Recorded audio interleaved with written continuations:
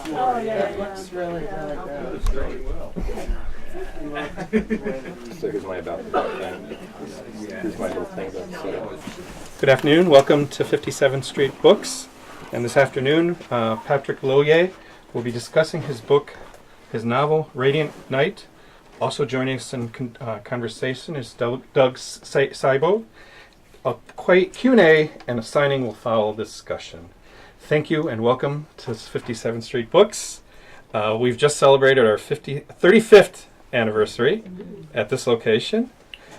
Please support us or our other store, Seminary Co-op Bookstore. Online, we have a podcast, Open Stacks, which this might be part of. We'll be recording today, or filming also, our event. So please silence your cell phones. Patrick Lohier is the author of the literary thriller Radiant Night and co-author of the serial thriller False Idols. Patrick's stories, book reviews, essays, and other writings have appeared in the African American Review, Harvard Review, the Georgia Review, Callaloo, the Literary Review of Canada, the Globe and Mail, and other publications. Patrick was born in Montreal, grew up in Philadelphia, and graduated from the University of Chicago in 1992. And I guess you also worked many years as an undergraduate at the other bookstore, Seminary Co-op? At the Seminary Co-op. So.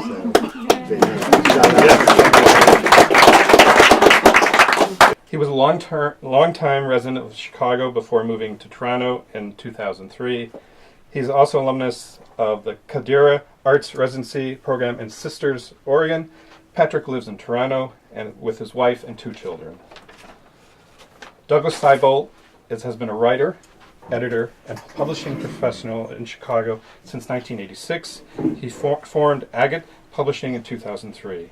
He established Agate Development, the company's educational content division, in 2006. Agate acquired Surrey Books in 2006 and runs Surrey Books as one of the company's 4 distinct trade publishing imprints.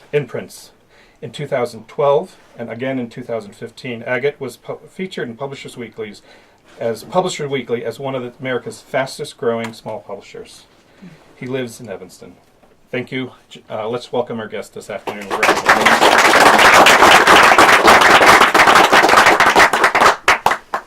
Thank you. So my job here is to make my friend look as good as possible. But I want to start out just by, as the business guy up here, hitting the note a little bit harder with a PSA for the sake of the bookstore.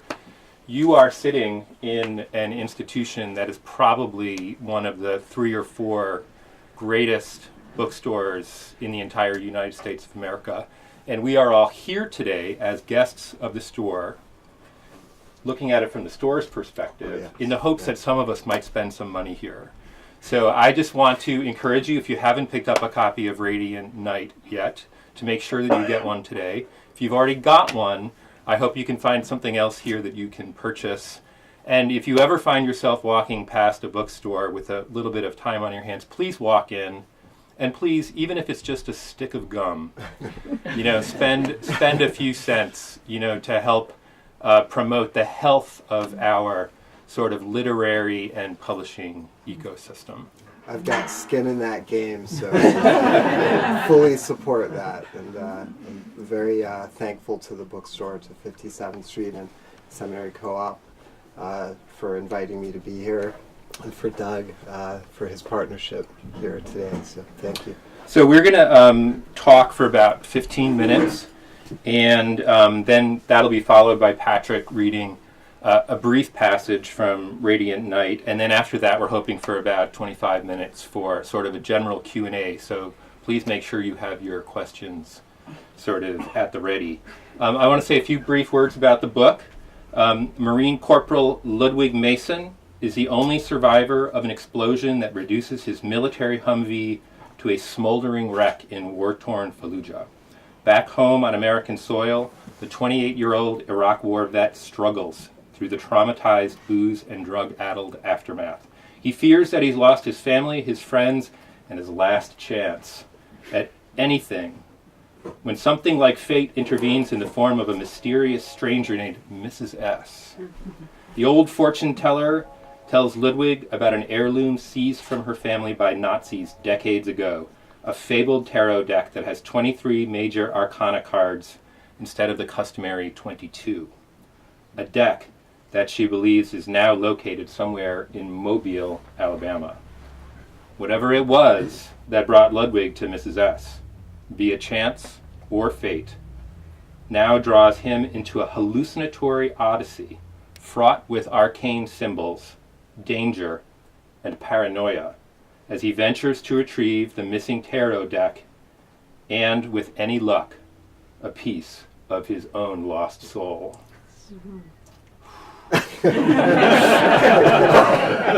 I wrote that. He wrote that. Just so you know. So let's start out, Patrick. Patrick and I have known each other for almost 30 years now. Yeah, I think so. You were a teenager. Yeah, I when was. I met you, I was a teenager. say. I was. I think I was 19 years old when we met. And I at the time was working for the Chicago Review Literary Magazine down here under strictly illicit circumstances, That's right. as I was not affiliated with the university at all. And you were an undergraduate. That's right. That's right. It was. I came to the U of C in 1989, and I remember very early on finding out about the different clubs and extracurricular activities that you could do. I found out about the Chicago Review. Immediately wanted to be part of that, and that's how I met you and our mutual friend Andy Winston. Right. Were editors at the time, and that's how our friendship began. So. And I guess that was at the very beginning of your time here in Chicago. And do you want to talk at all about your connection to the city? Sure. I came here as a transfer student in 1989. I was at NYU for my freshman year of college, and I loved my time in New York, but I knew about halfway through that it probably wasn't for me. At the time, I was reading a lot of Philip Roth. I was sort of immersed in Philip Roth, and I still recall, as I mentioned earlier, reading a passage in The Anatomy lesson where a character waxes poetic about the sort of the sadomasochistic pleasures of the University of Chicago as an undergrad, just the suffering and the pain of being a student, and I thought, wow, this that is sounds intellectually. physically too. Yeah. So I just thought that sounds fantastic. It just sounded like a kind of boot camp. So I applied to transfer and I got in, and then I came here as a sophomore, and I loved it. You know, I met a lot of you while I was here, so it was really one of the most extraordinary experiences of my life. So you were in Chicago all told, I guess, for 13 Yeah, 13 from years, 1989 to, in 2003, Sri and I moved to Toronto. So let's start out by talking a little bit about your career as a writer. This is your first published book. That's right. Completely of your own, but you've had a long professional career as well. And I was curious, how have you balanced your personal life, your professional life, with your work and aspirations as a writer? So that's a challenge that I sort of continue to navigate. But I guess the short answer is that I do it because of Sri and the kids really giving me the opportunity and the time and the space to sometimes to really hold myself away and to retreat into either an upstairs room or sometimes if I'm at the kids' soccer or swimming, sometimes I'm not necessarily looking up. And they are extremely patient with that, and I'm very thankful for their support and their encouragement and championing me. So that's kind of the sort of how I do it. I wouldn't be able to do it without their support. And then otherwise, I'm a working stiff. I've got a full-time job. So it's always just kind of trying to find time and space. Oftentimes I'll go to Toronto's reference library right after work for a couple hours, and that's something else that I'm very appreciative of my family for, because I come home late often. So that's basically it, just really trying to find spaces of time to write is really been the work of doing that. So. So this is a book about a soldier, first and foremost, and I am curious about what inspired your interest in writing about this sort of figure, and not just a soldier, but specifically a soldier who's suffering from PTSD. So that's a great question. I think I've always been pretty fascinated by, I guess, what people might expect from the circumstance of war, especially the idea that you're sending, intelligent, feeling, sensing human beings into incredibly chaotic and violent situations. And I've always been a bit fascinated by the idea of what happens when those people come back. What does society expect to happen from people who have been traumatized and have sacrificed a lot on behalf of essentially warfaring societies. And I've had these little minor obsessions over the years with even some figures like Timothy McVeigh. I always found that story kind of fascinating, the idea of that violence returning, that bottled violence. So I think that kind of intrigue and interest was kind of reached a sort of maybe a bit of a point of creative obsession, and I wanted to explore that. I wanted to explore the experience and the emotional landscape of someone trying to really navigate extraordinary trauma and disorientation. So the tarot plays a very big role in this story, and what prompted your interest in tarot and in using it, the way that you have in this book? So I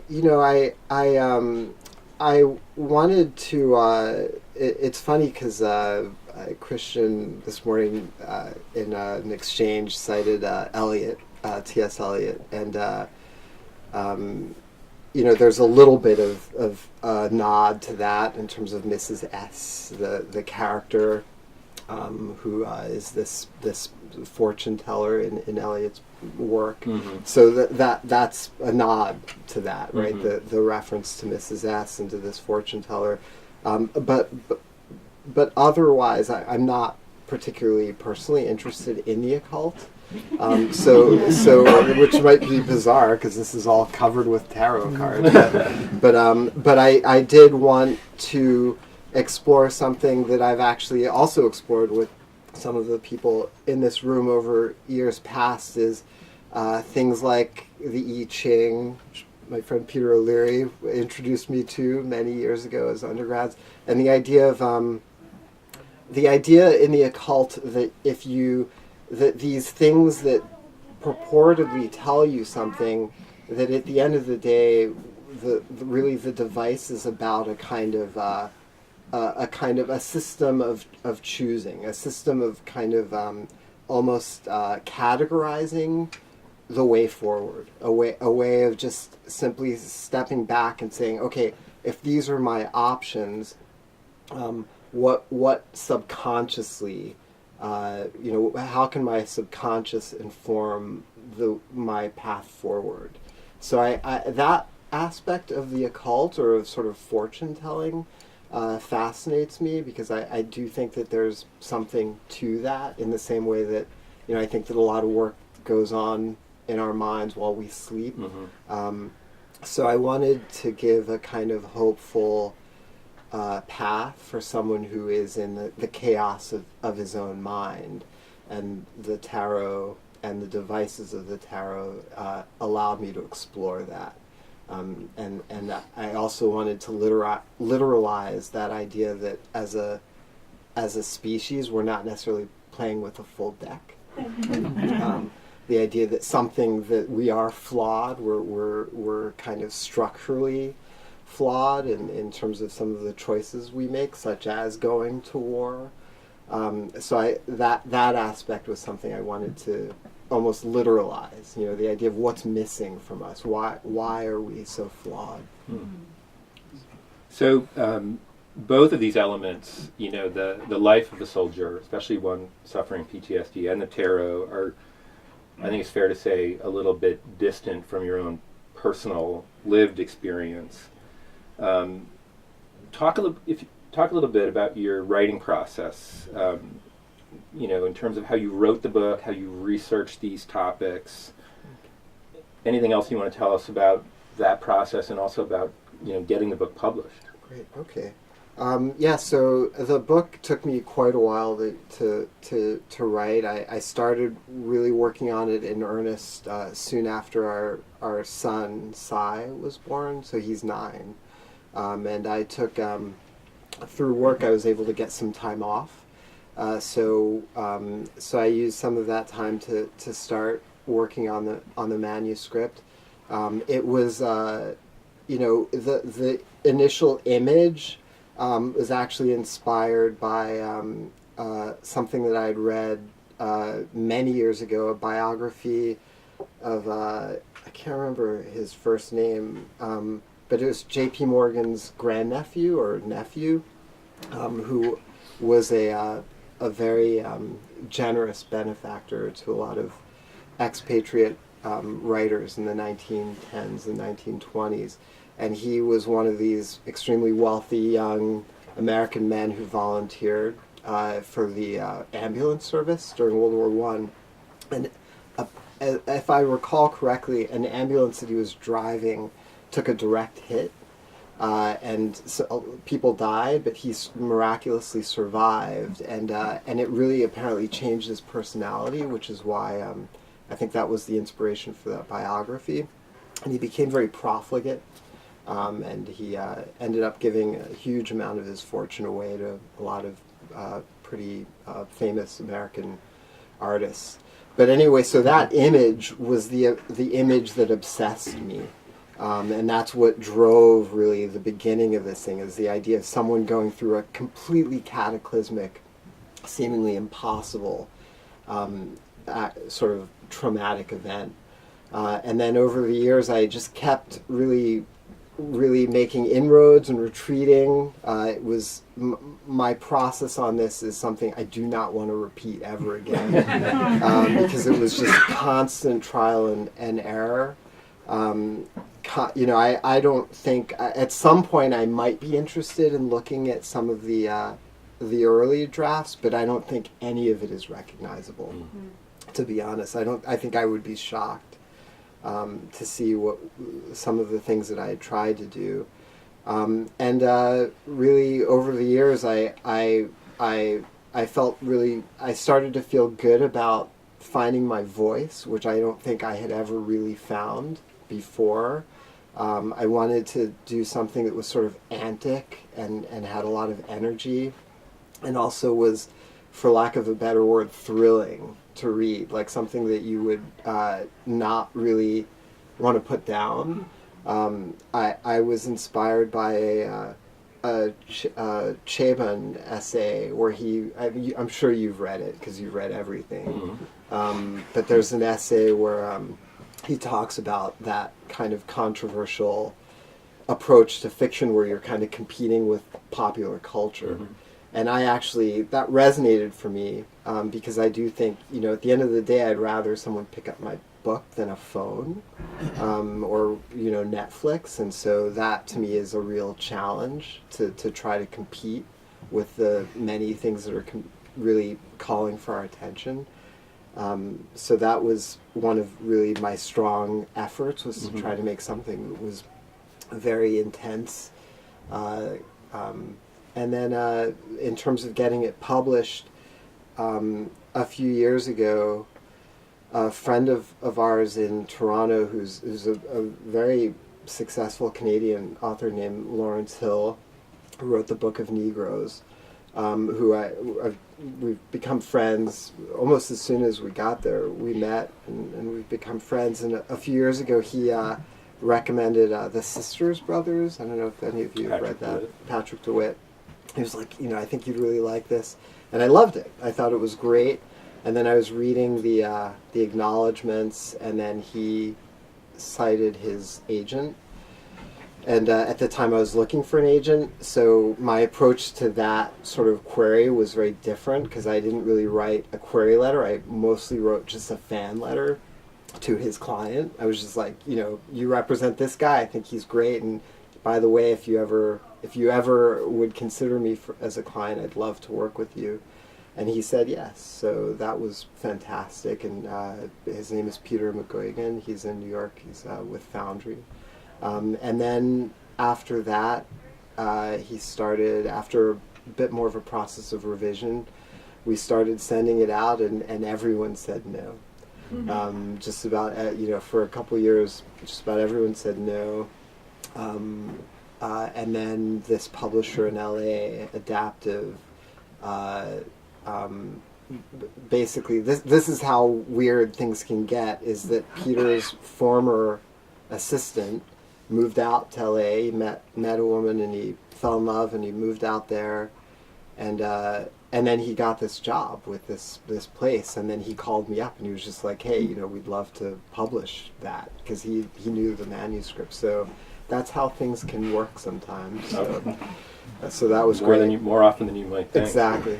Well, you just burned through like 3 of my questions. Yes, so just to sort of move things along, I'm going to ask you the wild card question that I prepared for this today, Patrick, which is, it's a question I asked you at least a decade ago. Yeah. Are you an American writer living in Canada, or are you a Canadian writer? That's a great question. I would say at this point I would still have to describe myself as an American writer, in part because we're still figuring out Canada. Like, it's still, the biggest challenge of moving is how easy it looks and how difficult it is. So people, you're Buffalo born, sure. You think that it's as easy as maybe driving from Buffalo to St. Catharines in that peninsula, and that, maybe it's the difference between Dunkin' Donuts and Tim Hortons. But at the end of the day, unpacking a completely sort of alien history, cultural sort of markers, all of these different things, is incredibly challenging, and yet it's fun. I mean, it's addictive to continue to learn. But I don't know. If I wrote something about Canada, I would I'd have to write it from a viewpoint of what we are, which is immigrants. I am working on something about my parents now, because they emigrated from Haiti to Montreal, and then from Montreal to Philadelphia. And one of the things I want to explore is that, because now I always looked up to them, I always admired them for that, but now I find it quite heroic that they did that, especially with the language barriers, which isn't something Sri and I have had to confront at all.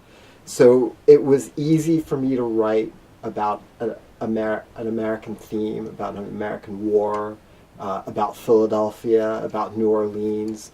Those things come very handily to me. I think I'd have to do more research, actually, if I was writing about Canadian themes, especially if they touched on anything historic. Are you ready to give us a little taste of Radiant Night? Sure. So I don't know. Basically, I'll just set up something just really briefly. The main character, Ludwig, at the beginning, he is wounded in a terrible accident that kills 3 of his friends in Fallujah, in Iraq. He goes to a hospital in Germany for about a month, and then after that he's sent home to Philadelphia. And he's got a wife and a young boy. And what I'm about to read you is basically just sort of about his disorientation and the challenges that he faces being back and trying to reconnect to his family. So he's been back, and he's drinking, and he's lying, and he's just kind of trying to lay low. So this is after a day just spent wandering around Philadelphia, after a day where he was supposed to go to a job interview, but he did not. Later, at home, he watches Charlotte shuttle cardboard boxes from the bedroom closet to the dining room table. "I don't get it," she says. "Linda said you'd be perfect for it." "I don't know, baby. The guy said some stuff about a cash flow problem." The lie slips off his tongue. "Can't hire right now." Set loose in the room, he wonders how soon it will scramble back to bite him. Earlier that month, Charlotte had discovered that the husband of one of the other receptionists at the law firm needed help with his business, something to do with data entry. So she'd looked into it and scheduled Ludwig for an interview, all before Ludwig could say no or think up a feasible stall. That morning, after Charlotte had taken Sam to her mother's and headed off to work, Ludwig had put on his khakis and his good white shirt and set out. But instead of going to the job interview, as he'd been expected to, he'd loitered briefly on Girard Avenue, trekked nearly 3 miles south and listened to tunes in a music store on Baltimore, had a slice of pie with coffee in a diner off Viola Street, and then meandered north to gaze at strangers, joggers, bicyclists, and other passers-by in Fairmount Park before perching on the embankment of the Schuylkill to watch life and the river flow by. Now it's evening, and Charlotte's working on her thing, a kind of asymmetric war she's been fighting with the Marine Corps and the IRS since around the time Ludwig landed in the box. It's all about a complicated mix of fuck-ups and snafus to do with health insurance and maternity and combat zone benefits, clerical errors on the garnishment of his wages, and some other stuff that had sounded really important when Ludwig was in the box, outside of those bursts of terror when people were shooting at him. In downtimes while he was away, in letters and in emails, he'd expressed admiration for the way she fought the good fight. He had written that the only other place he'd seen that kind of ferocity and crazed determination was in men fighting hand to hand in the rubble of blasted out buildings. And this was true. He had also said he would help her when he got back. But now, settling back into the, quote, real world, or trying to, he understands that she's defending them against a clearer and more present danger than anything Saddam Hussein could have thrown at them. She's fighting for their survival. He understands with great frustration and regret that he's no better equipped to help her than she would have been equipped to help him during those battles in the box. He also now understands that she can turn the withering anger and frustration that fuels her war on the U.S. Department of Defense, the Internal Revenue Service, and the United States Marine Corps on him at any time, unexpectedly, and with the same passionate intensity. Despite these cheerless insights, Ludwig feels that if he can figure out what it is that Charlotte wants, what word or act will give her peace or the security she needs, he'll gladly say or do it. "This has to end," she says. "You have to get started on something. If we don't start making money, we'll..." except for the part about getting a job right away. He sits on the couch, which is also now his bed, watching television, a reality show, in which a pair of families have swapped each other's savage children for 2 whole weeks. He knows that this reality TV thing has really taken off since he went to Paris Island. People can't seem to get enough of this stuff. But he wonders whether it's legal for parents to give up their children that way, even if only temporarily. Aren't there labor laws or child welfare laws to stop people from doing stuff like that? Regardless, he hopes that if he keeps his eyes on the tube, if he doesn't make eye contact with Charlotte as she crosses back and forth in front of the television in that anxious, high-octane march of rage, that he might somehow become invisible to her.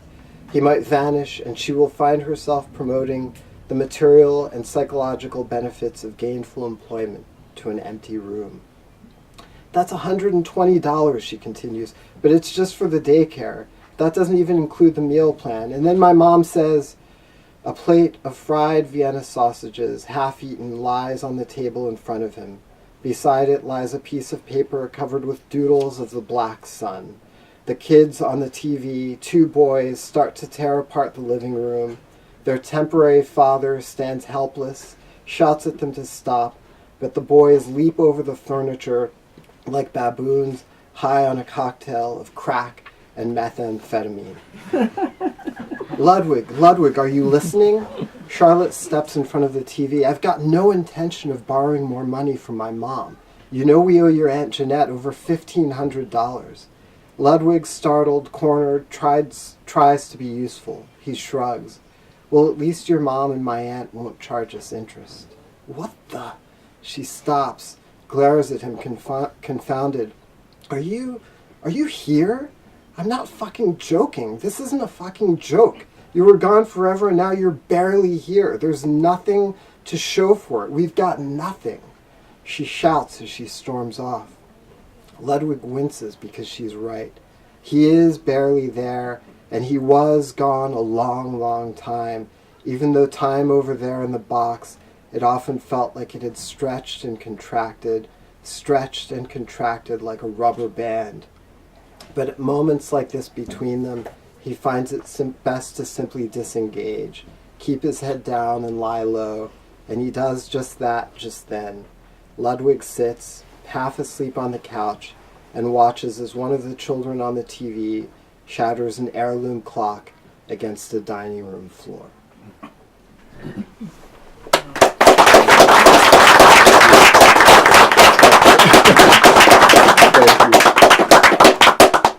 All right. Ladies and gentlemen, Patrick Lohier. If you would like to ask a question, please raise your hand and I may call on you. When you talked about the tarot, I've actually spent, I'm a scholar of religion, and I've spent a lot of time in the last few years studying the tarot a lot, and I was super excited about your book for many reasons, but the cover is so great, the way it's designed is so fantastic, and then when you read the book, I found it permeated with all these images of the tarot in an occult way, in a code way, but also just in a poetic way. There's this one image, I don't want to give anything away because there's a lot of things that you could give away in the book because it's really exciting to read, but just this one image of bodies in Fallujah flying almost like the deck of the tarot cards, and that Rider-Waite deck that you talked about there has all these human bodies. And that's just like an example that was very stunning. So talk about more this secret life you have to have. You were like you had to be sleeping with the deck, you're right. I mean, I don't want to make little of that. I did read a lot. I was immersed in it. I didn't want to sort of touch on it without that full immersion. And I learned a lot. I had a lot of fun finding out about the tarot and reading about the history. And in fact, I think in those earlier versions of the manuscript that I mentioned, I think there's even way more about the history. A lot more exposition about how these cards came to be. There's a moment in the book when you say, he talks about, there's the book, The Origin of the Occult Tarot. So yes. I went to my bookshelf and pulled out Wicked Deck of Cards, The Origin of the Adult. Yes. And there's a chapter that he talks about, and that was like a nice Dan Brown moment. You know what I mean? Like, it's true. It's really true. Oh yeah, and even the reference to the Gebelin family, which is they're a storied family in the history. And what I did is I ended up cutting that stuff, but I'm glad that there are readers like you who can still weave together the fact that even if it's touched on almost incidentally, it weaves into something coherent. That there is that incredibly rich, very strange history of the tarot, of the occult, with very bizarre personalities, notable personalities. So I was immersed, and it's fun now because my daughter, our daughter Om, is she finds them occasionally, because at some point I found that I had like 4 or 5 of these decks, and they're all over the house in different places. So occasionally she stumbles on them, and she finds them kind of interesting too. So and she'll fall down that rabbit hole at some point. Yes. So I was curious, how did you get the name Ludwig? So I don't know. I think I've always found that name kind of funny and unique, and then just there's one point where he's asked about the name, and Beethoven comes up, so that allowed me to kind of create this kind of richness around his personal life, his parents. His father was a Vietnam vet. Who, there's a lot of parallelism there, because his father never really survived in a way, going to Vietnam. But that idea of just the music, which also I wanted to figure prominently in the book, his love of music, citing musical quotes. So all of it, basically, just that choice of name opened up a lot of opportunity for me. So, but I can't recall where I actually first, or how I first landed on the name.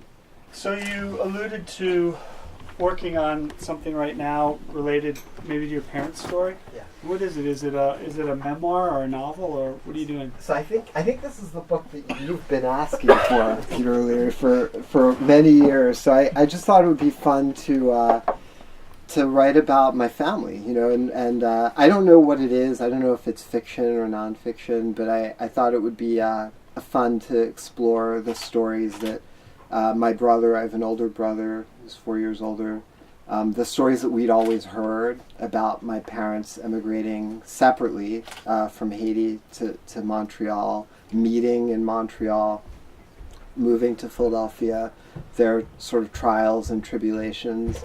There's also an aspect of my mom's childhood that I continue to find kind of mind-blowing, which is how many of, and actually my cousins can attest to this, because their mother grew up with my mom in Cap-Haïtien, how many of the young men in their lives died violently due to political violence.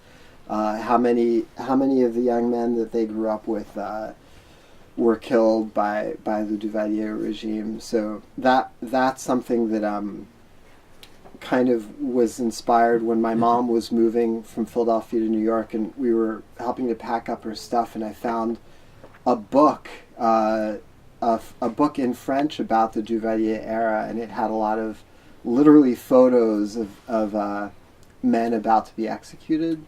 Some of whom my mom, this was a family friend, had written this book and given it to my parents years ago, and I found it.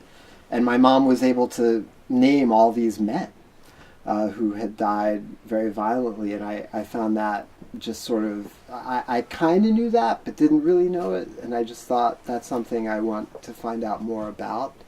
So about 1.5 years ago, I went to visit with my mom for 4 days, and just sat with her with some recording equipment, and just basically just went through all of that, just talked about her childhood, all these family stories of people who had died due to political violence, and then their experiences, her and my dad's experiences later in Canada and in Philadelphia. So I just thought it would be fun, but I don't know what it is. I don't know what it will be, but it's been fun to work on that.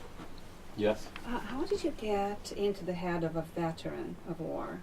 So what was your process in researching that? So I think I think maybe in part because I was always interested by what that might mean, to experience war. It's something that, as a reader, as someone who enjoys all kinds of entertainment, I've always had a particular interest in observing or reading about the experience of war, and so a lot of what I wrote was just sort of my, thinking that through. I did have help from Sri's cousin, is a VA psychiatrist in Michigan. So I sent him the manuscript a couple years ago and asked him if he could take a look at it and sort of essentially kind of validate or help me understand some of those pressures. So we had some great conversations, and he was very encouraging and mentioned some other things that Sri had also advised me on, in terms of, especially in terms of violent thoughts. Like I don't know that I don't know that the violence of some of his thoughts, when he's thinking about essentially behaving brutally towards Charlotte, towards Sam, that in terms of the conversations that I had with Venkat, really startled me, and I knew that it was important to add that in there, because that's really scary, right? That's like where I think he feels most vulnerable and afraid, and most incapable of expressing himself. Like that's where he is unwilling to go in terms of what he can express to Charlotte, is how he has these violent ideas and thoughts. And that, I think that was probably likely, one of the most valuable insights that I got from Venkat and from Sri, in terms of advice on how to approach his disorientation and his PTSD. So. Yes. I just wonder if you might be able to say a little bit more about your process when you were talking about kind of stopping and starting and Yeah. how you might not recognize some of the earlier drafts.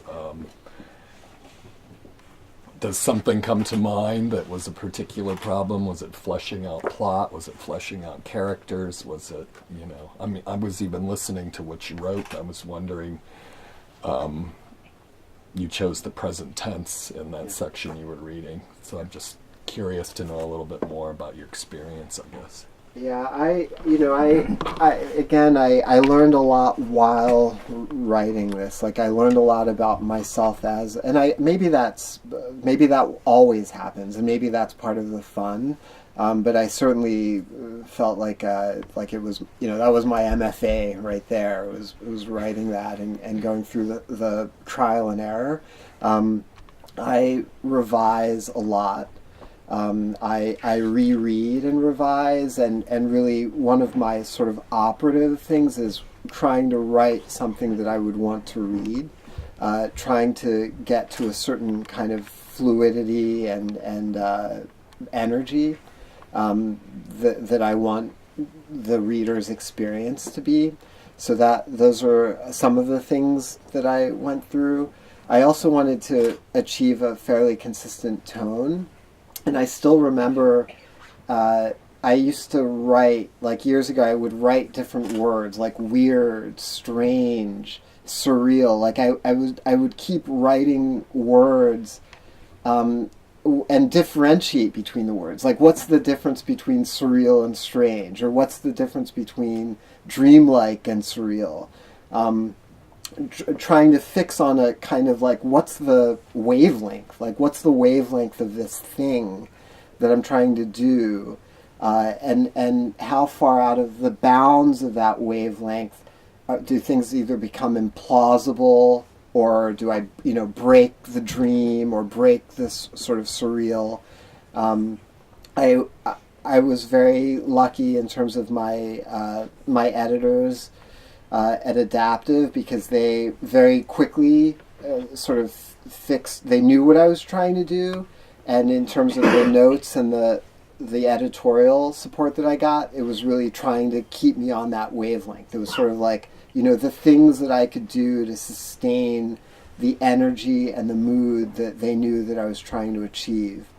So I was their editorial support was quite masterful, because it wasn't even very line by line. It was just sort of structural. It was like, these are things you might consider removing or including to achieve that intensity and that tone that you want to achieve.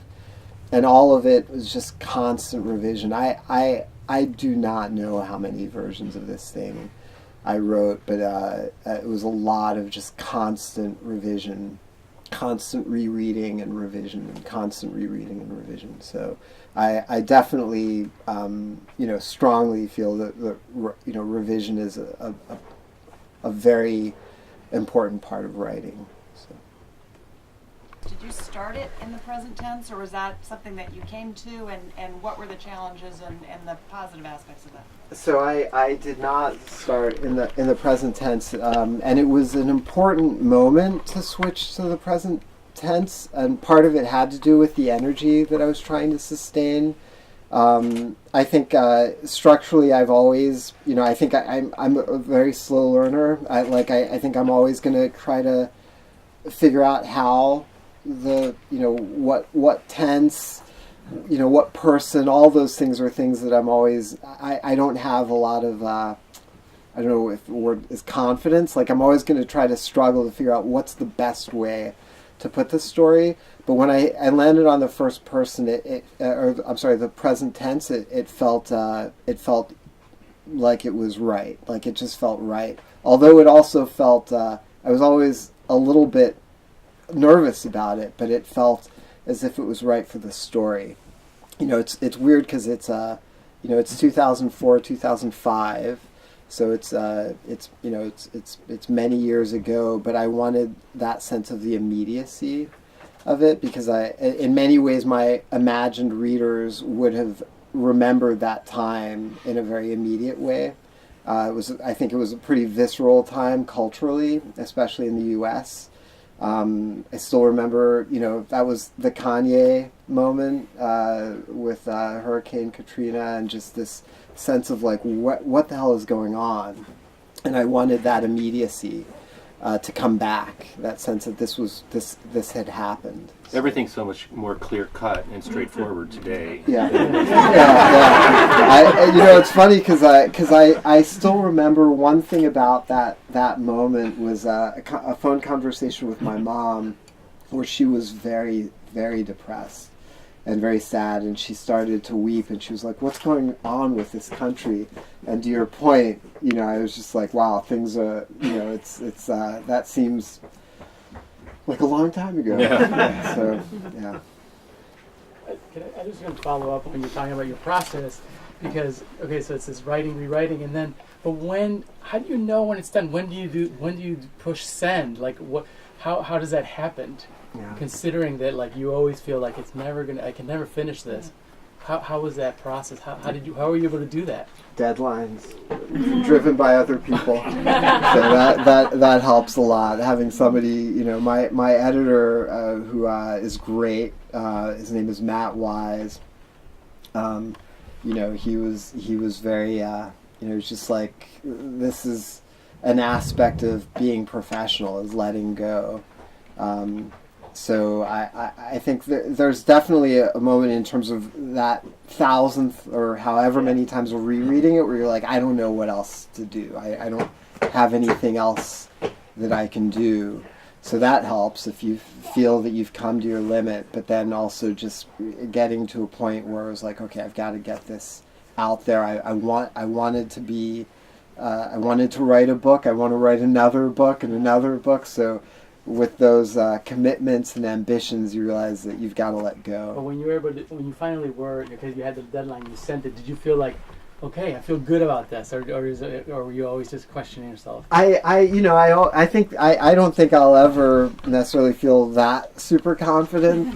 So I always had some misgivings. You always wonder if you could have done something different. I don't know that I'll ever feel differently about anything that I do. But I felt good about the reactions of the editors, the editorial team. I felt good about their enthusiasm. I felt really good when I first started working with the marketing team because they were so excited, and I hadn't met them. So the first sort of conversations with them, their enthusiasm helped me. Like I was like, wow, they feel really good about this thing, so maybe it's okay. Yeah. So that helps. It's like an echo chamber, right? Like that creative zone can just be such an isolated space that sometimes other people's reactions can help kind of frame your own thinking about what you're doing. So I was just going to follow up also because I had the same question about when you knew it was enough. But now that a few months have gone back and you've had conversations with people, how have you revisited the book? Have you looked at it in a different way, or? You know, I think what I'm happiest about is the emotional resonance.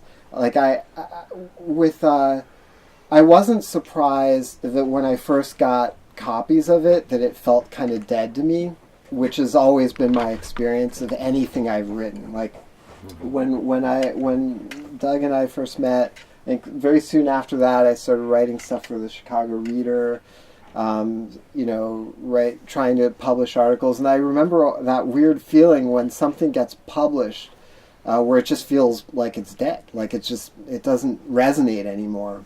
And I always used to think that was maybe some bizarre, perverse thing just to do with me, but then over the years I've discovered that a lot of people feel that way about things that they create in any medium, that it's just sort of like it's done and done.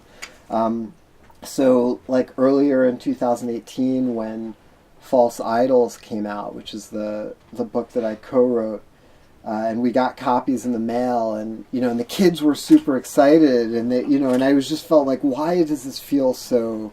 Like I had no plans to crack it open, to reread it, to read it.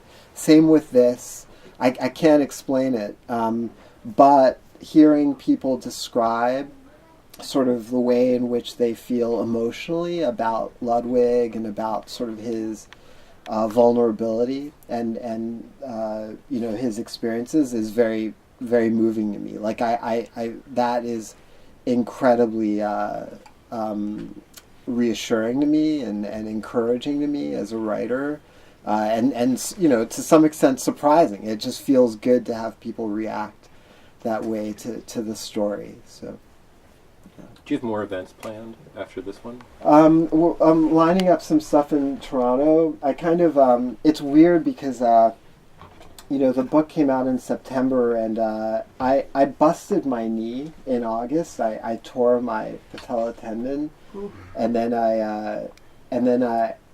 I started taking OxyContin, which was as one does. So bizarrely, that was my only primary research was after the book was done. But I was just not in the mood to do any of this in autumn at all. I had this huge thing on my leg, so I kind of missed out on a lot of at least the Toronto that season. But all of these bookstores were like, come back to us in January, and now all these emails are coming in. So I'm going to set up some stuff, at least in Toronto, over the next couple of months, and I'd like to explore other readings in the States as well. So. I think we might have time for one more. If there is one more. Well, you've left them satisfied. I just have a quick one more. The name Ferrer, does it have any relationship with the fellow behind me, or? It's funny because we went over that, Marcelo and I have to say I did chuckle when I wrote that, and that you were always kind of like, okay, do I do this or not? But I just had to do it.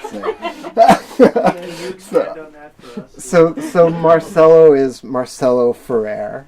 And there is a character who is much beloved in the book. I get a couple pages in the book. So I just thought first scene, if everyone remembers. Yeah. So it was just maybe a bit of a wink to Marcelo. So. Well, if you haven't had a chance to read it yet, I had a chance to read it, finish it about a week or two ago, so it's sort of very fresh in my mind. I really enjoyed it. It's very, very propulsive and engaging. It deals with all of these deep and sort of unexpected, kinds of sort of concerns. It's available for sale behind you. You're going to be moving to the table behind everybody here for signing. I'll be signing copies, and as Doug mentioned, if we can support the bookstore, it would be great. So I'm so honored to be here. I'm so thankful that all of you came out here today. It's just very dreamlike. I'll use that word again. Surreal, Yeah. strange, Weird. weird, amazing to have so many of you here today. I'm very thankful for you here, and I'm very thankful for Sri's support, for accompanying me here today, and for her support, and our daughter and son Om and Sai, who I think I'd probably be sweating bullets if they were in the room. So I'm kind of thankful that they're in Michigan. Thankful for their support. Did you swap with another family? No. So I do want to end with this. So when I found out that that they would host this, I came home one evening and we told the family, and everyone was super excited. And then about 3 minutes later, Om said, do we have to go? And I was like, and Sri and I looked at each other mortified, like, oh my God, what? This is this huge event. But then we realized we could be in Chicago without the kids. So it was like win-win for everyone. So they're playing with their cousins in Michigan, and we're having a good time. So. Well, thank you so much. Thank you. Thank you. Thank you so much. Thank you.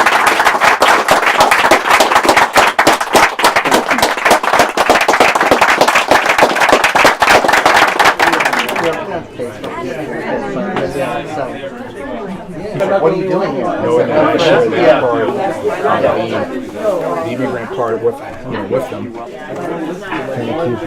Thank you so much. Thank you for coming. I'm so happy you're here.